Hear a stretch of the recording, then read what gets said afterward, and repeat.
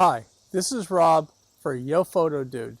Let's learn to take better photos.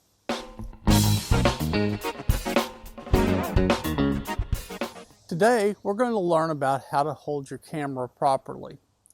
We'll first look at a typical camera phone, and then we'll look at a normal DSLR type camera and discuss different ways to hold the camera in a more stable way.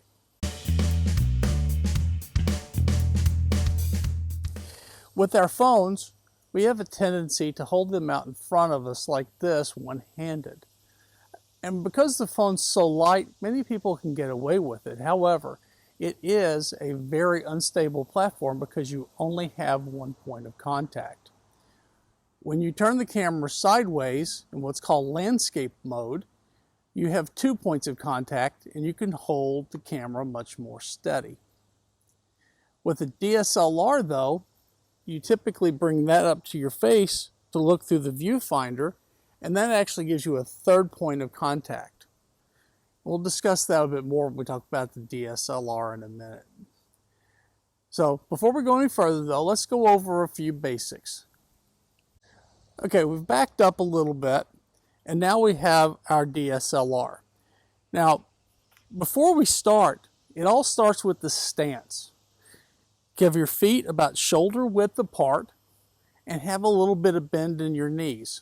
Sort of the basic athletic stance, but the whole purpose of it is by having your knees bent and this stable platform, your body acts like a shock absorber and any of your movement gets transferred into the ground instead of into the camera. All right, so with this good athletic stance, bring your elbows into your sides, bring the camera up to your face, and take the photo. Okay, let's look at that from a sideways perspective. So, good athletic stance, elbows tucked in, camera up to your face, and take the photo. All right, now here we are a little more close up. And again, the whole idea is if you cradle the camera in your left hand, you have your thumb and forefinger to be able to operate the controls like the zoom ring and so on the camera. Okay, but you're using your whole palm of your hand as a stabilization platform for the lens. Okay, then you bring your elbows in nice and tight, bring the camera up to your face, and slowly squeeze off the shot. Now I say squeeze because if you press down on the trigger, there's a chance you're going to put in rotational movement because the pressure of pushing your finger and pressing it down makes the camera want to go like this.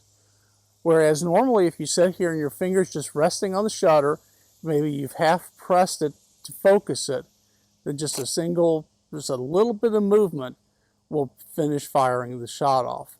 And that will help remove any stabilization. Again, let's look at this sideways. Elbows in, camera up to your face to create the third point, and gently squeeze the trigger. You can also use breathing techniques to help as well. It helps to take a deep breath, let it out, take in another regular breath, let it out, and then take the photo at the bottom of that breath cycle when your body is very relaxed. And that will help take out even more motion. Now, let's discuss video. We shoot a lot of our video on our phones, but you can shoot video on your DSLR or mirrorless camera just as easy. But today, one of the problems with video is social media. Social media is great. It's fun. I enjoy it. You enjoy it.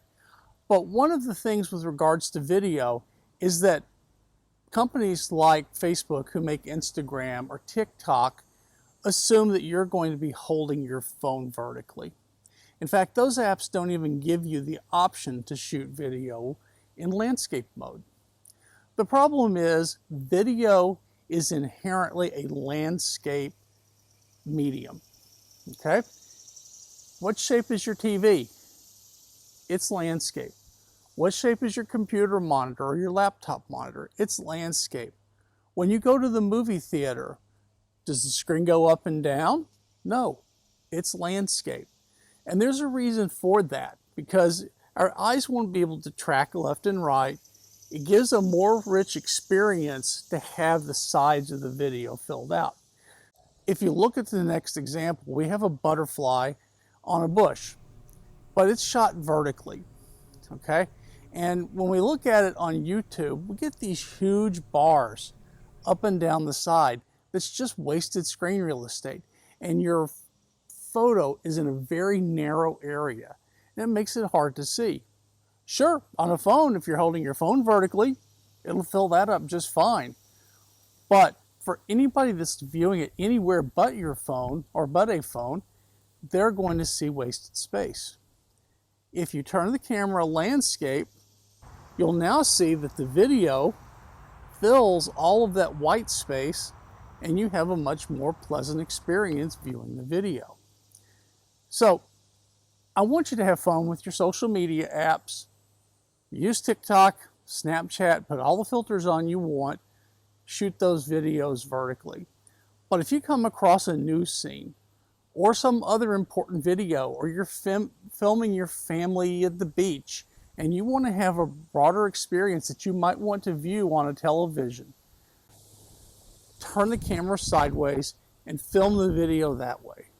Then when you share it, anybody will be able to use it. Even people with vertical phones, all they have to do is turn them horizontal and the video will fill the screen. Video is a much better medium when shot horizontal, but still have fun with your social media apps.